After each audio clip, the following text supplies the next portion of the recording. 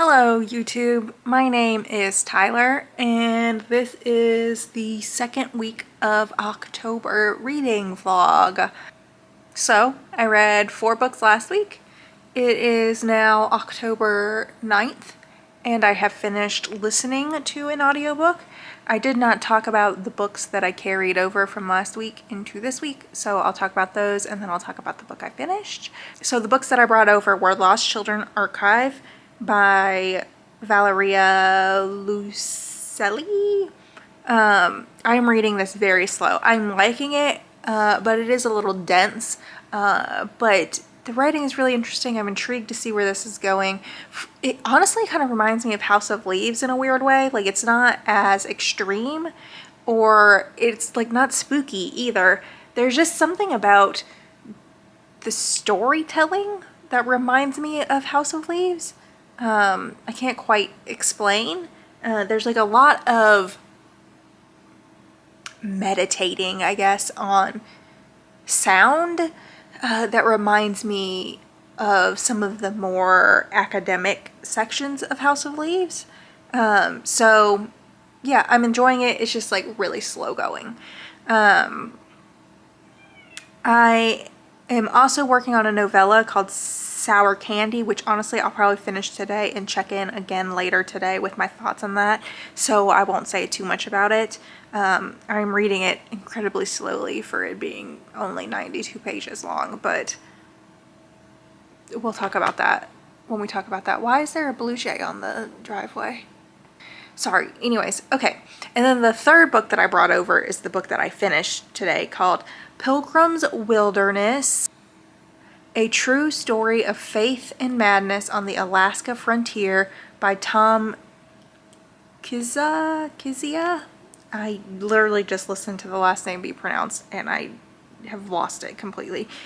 And this is like a true crime-ish nonfiction novel,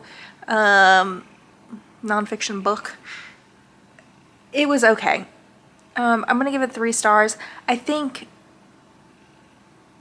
well, I don't know if it would have been better reading it physically, because as I said, I feel like these stories don't work as well for me anymore, but I keep picking them up and eventually it will get through my head that like, stop picking these books up.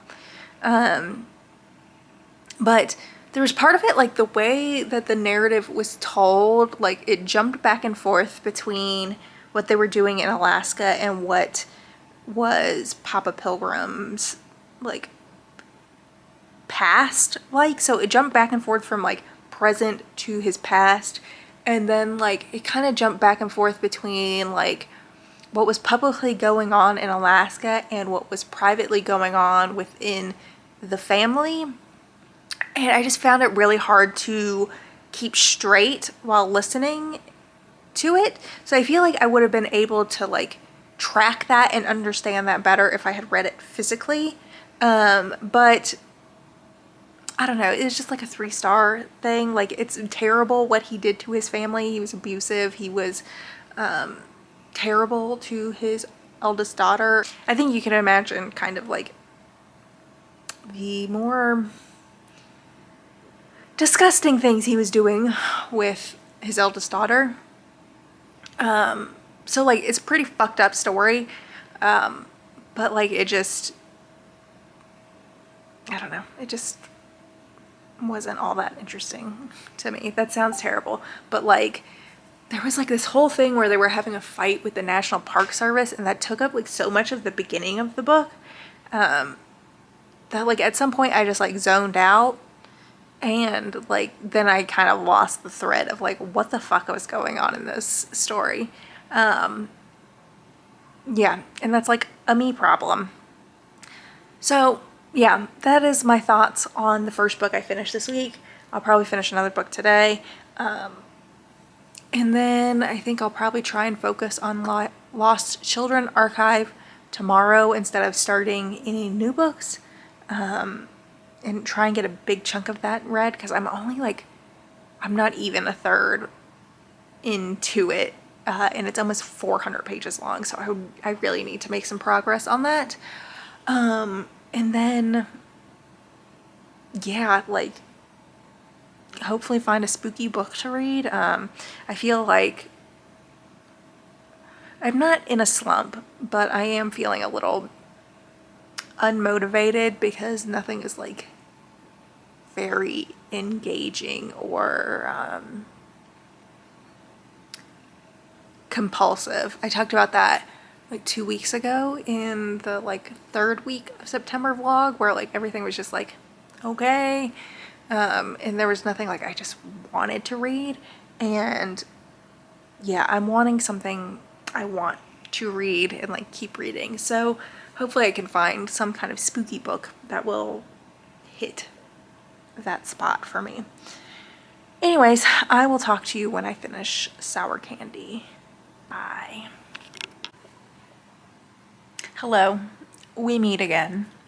It is just a few hours later, the same day, the same spot. I just finished reading Sour Candy by Kealan Patrick Burke. This was a novella published in 2015. I was on Hoopla a lot last week because that's where I was reading those graphic novels, and they had a little horror section, and this was one of the books that was listed. 2 stars. I don't know. There wasn't anything bad about it, but I just did not like it. Let me take a gander at the summary, the plot description, to make sure that I don't spoil anything with like my thought. I don't even know how I feel about this plot description. I mean, I guess it's not inaccurate, but also, yeah, I don't know. I just don't think I like, I'm, sometimes the evil child trope like just does not work for me. And I just found it really unsatisfying in this novella, and like I don't know, I didn't find anything satisfying or intriguing or like interesting when reading this. And I think the fact that I've read what feels like a lot of mediocre, middle of the road stuff in the last couple of weeks, maybe I'm coming down a little harsher on this one than I would have if I had read this like right after a great read. But unfortunately, it just not coming at that point. So yeah, 2 stars, I guess. I don't know, maybe 2.5, and then I would round to a 3 anyways. I don't know. Anyways, I'm gonna work on Lost Children Archive the rest of today, and probably read only that tomorrow, and then I'll pick up either Catherine House or 5 Midnights, the 2 horror stories I have from the library, probably on Tuesday. So I will see y'all later. Bye. Hi, hello. It is, what day is it? October 11th. And last time I checked in with you, I finished some book. I can't even remember what book it was. It's been a while. I've been working on the Lost Children Archive. I've really been making good progress with that, so I'm really hoping I can finish that this week. I'm not going to start any other books while I work on that, just because it does take just some time to read, and it just takes more time to make my way through it. But I would like to finish that this week and really focus on that. However, I did listen to Those Who Left Omelas? What is Those Who Walked Away from Omelas? Something along those lines. The Ones Who Walk Away from Omelas by Ursula K. Le Guin. This is a short story. I actually listened to it as an audiobook that I just like found on YouTube. It was really short. It was like 20 minutes long. And I gave it 3.5 stars, so it got rounded up to a 4. mostly because it was just like kind of okay, and I was like, I don't really get what the big deal is. And then like right at the end, there was a little bit of a twist, a turn that I enjoyed. It did just feel maybe like a little, just the story overall just felt like a little, not ham-fisted, but like just a little too cute, too like, I get what you're telling me. But I liked it. So, it was good. It was fine. There's not like a whole lot to say about it because it was only like 32 pages long, 20 minutes. But I wanted to kind of get a taste of Ursula K. Le Guin's writing because I would like to read or listen to The Left Hand of Darkness. Is that what it's called? So I just wanted to kind of get a taste of her writing. But I finished that yesterday, October 9th. I listened to it while I was doing something. Anyways, I will talk to y'all later. Bye. Hello, it is October 12th. I have finished a book. I finally finished Lost Children Archive by Valeria Luiselli. 4 stars. I really wanted this to be 5 stars, and like I just didn't get there with this. But this was a really strong, really good book. It's an odd, strange book, but not because of the weird, there's like not weird things going on. And it's a very meandering, I guess, maybe story. But the way it's told and kind of the culverts and roundabouts it goes down are very intriguing. So this is a story about a family of 4, a mother, a father, a son, and a daughter. And they are leaving New York to go to the southwest of the United States to work on sound projects. The mother and father met at a job. I don't know why I was struggling with that. They met working the same job where they were recording all the different languages spoken in New York City. And they are both, they have 2 different words for it, but I would use the word documentarians with using sound. The father is like a little more artistic about it, while the mother is a little more like journalistic in nature. And so they are going to the Southwest to work on their projects. And this is following them as they go through their road trip. But then I don't want to get too far into the end because I don't like want to spoil it. There's a little bit of perspective shift kind of like halfway through the book, and some kind of wild things.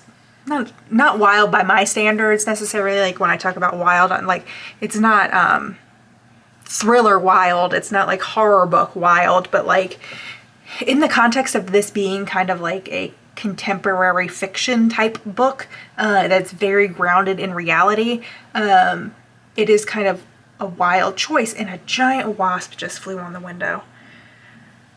Sorry.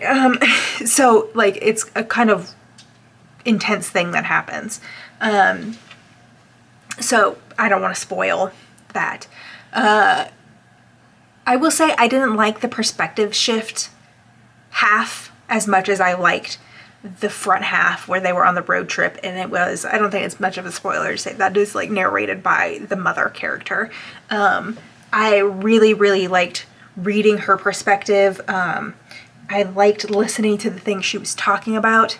And I kind of get the artistic direction that Valeria was going with by changing perspective to who she changes it to and why and when, and for what reasons. I get it. I just didn't like reading those sections as much. There was like a 20-page long sentence, no paragraphs, no punctuation, well, just lots and lots of commas. That was like so difficult for me to read.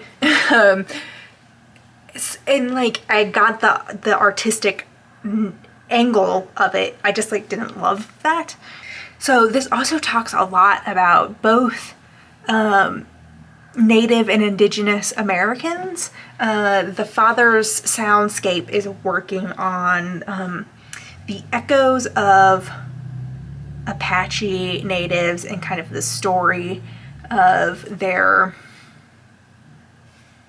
removal in the United States. And his story is a lot about telling the children the story of Geronimo and what was going on with that. And that's like what his project is about.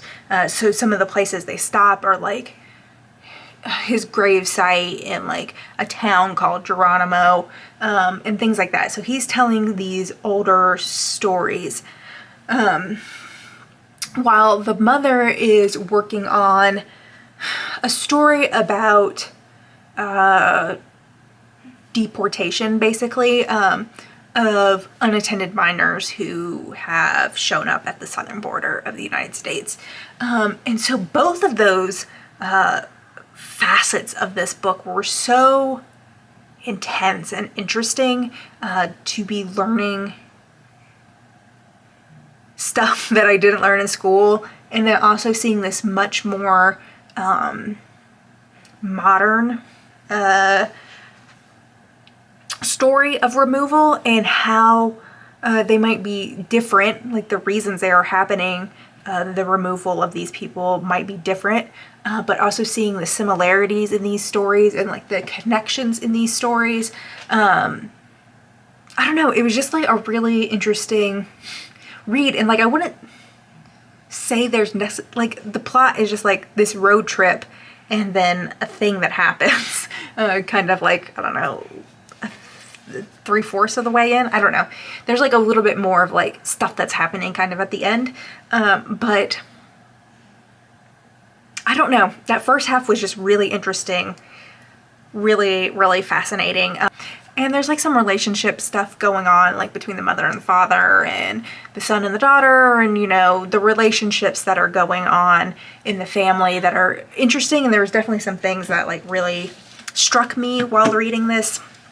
There was some stuff that if I had thought about it, I should have like wrote down in a notebook or something, because there were like a lot of quotes that were really interesting to me while reading this.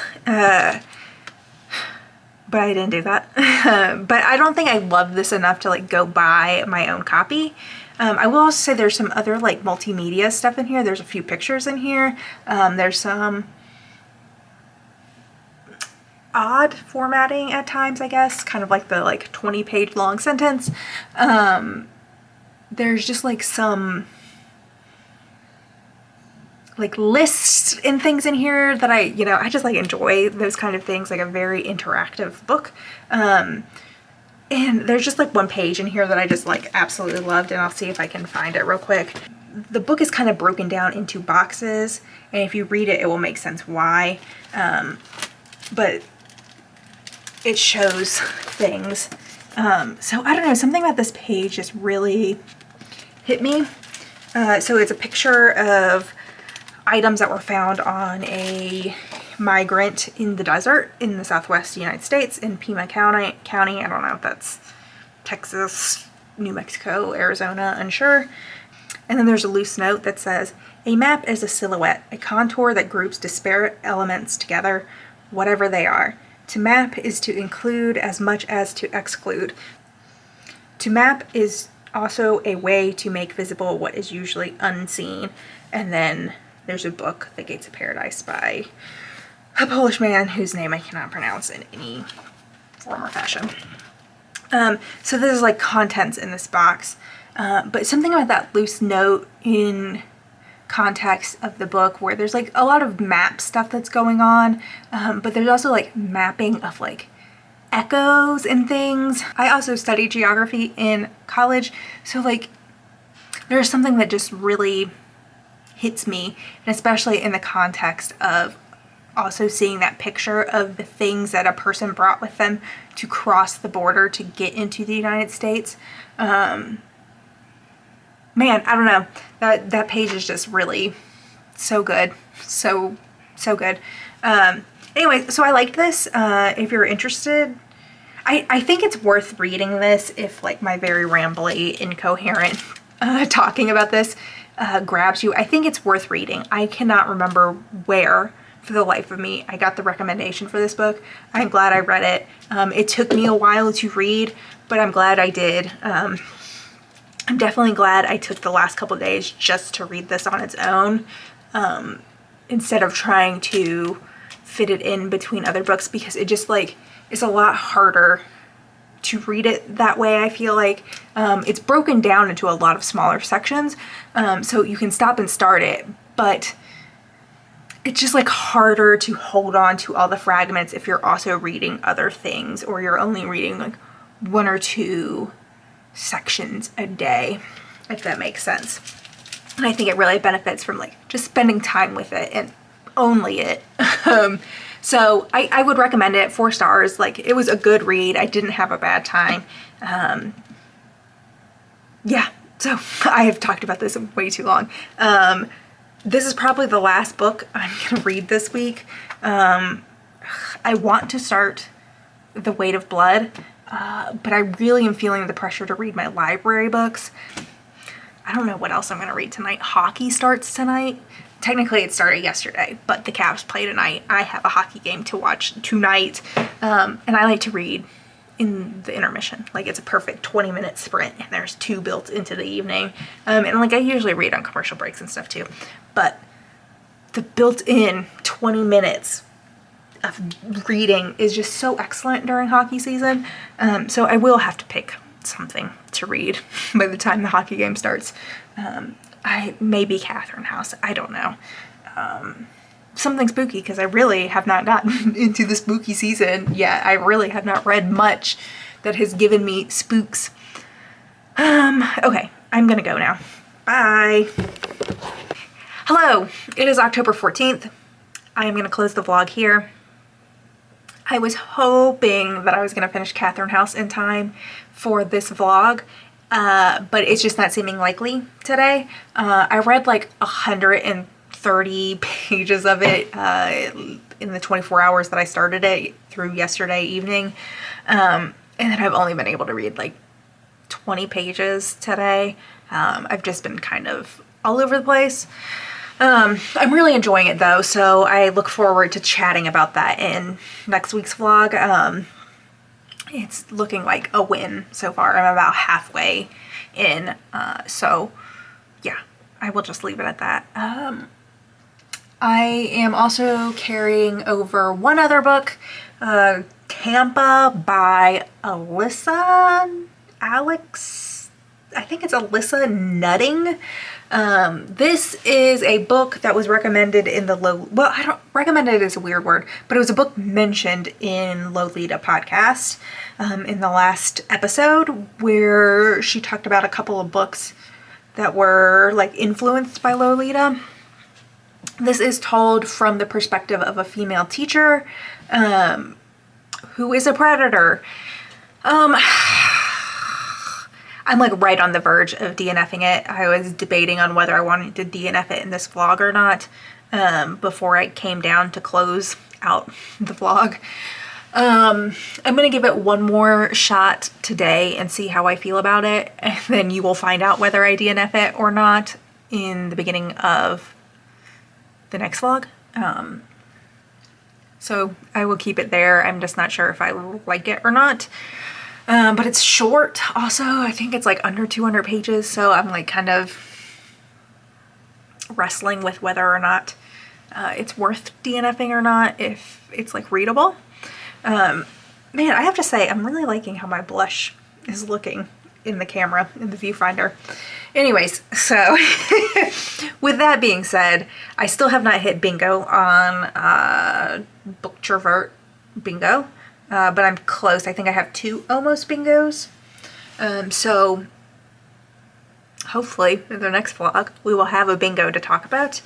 I read 4 books this week, which surprised me. I thought I was going to be 1 book short, but that's now like 7 weeks in a row or something where I've read 4 books in a week, which is quite impressive for me anyways. So the books I read were Sour Candy by Keelan. I meant to look up how to pronounce that and I forgot. It's Irish, I think. Keelan Patrick Burke, which I gave 3 stars. It's actually like a 2.5, but it got rounded up to 3. Pilgrim's Wilderness, A True Story of Faith, Madness on the Alaska Frontier by Tom Kizia. Should have looked up how to pronounce that again. Forgot. Gave that 3 stars. The Ones Who Walk Away from Omelas by Ursula K. Le Guin. I gave that 3.5 stars, so it got rounded up to a 4. And then The Lost Children Archive by Valeria Lucelli, which I gave an actual real 4-star rating. Quite liked that a bit. Yeah, I'm still feeling a little blech about what I'm reading, but Lost Children Archive was good, and I'm enjoying Catherine House right now, so that's good. I'm still debating on whether or not I want to return the other library books that I have that just, I don't know, the pressure of them sitting on my shelf is starting to get to me, especially because I'm struggling to really find those books that I'm enjoying. So when I return Catherine House and Lost Children Archive, I might also return 5 Midnights and Sky Hunter. Especially because those ones are available at my actual local library, not one of the like sister libraries that I can also borrow from.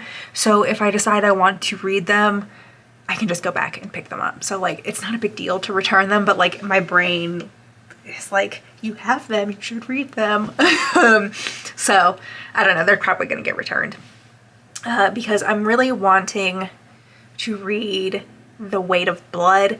I was listening to, what was I listening to? I was listening to the second part of the horror movies episode of American Hysteria today, and it was talking about the Carrie book and movie, and so like it just really has me wanting to read The Weight of Blood, and I know I won't pick it up if I know I have these library books that have like a time limit on them, so I think I'm just gonna return those,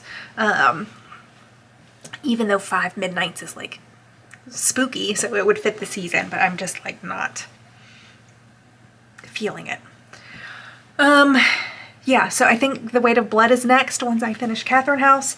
I also think I might reread a book. I was gonna try and hold off till November when I was gonna do my Basic 8 reread, but since I'm feeling so like blah about my reading, I feel like a reread of something I really like might be nice, which has me thinking The Secret History, which I was planning on reading in January, but I don't know, it might just be what I need to read now. Also, I still haven't read any of the other A Series of Unfortunate Events books, and I'm regretting not reading them when I was like in the mood to read them, because now I'm not really in the mood to read them. So I regret not reading them over the summer when I was intrigued to do it. So anyways, that's like my reading update for now. You'll see me tomorrow probably, but it will be in a week when I finish Catherine House. So yeah, thanks for watching, listening to me ramble about my thoughts. I know these last 2 vlogs have been just kind of short, and just kind of bleh, I guess, but that's just because my reading's been kind of meh. So hopefully the last half of October will be more interesting. So yeah, anyways, I will talk to y'all later. Bye!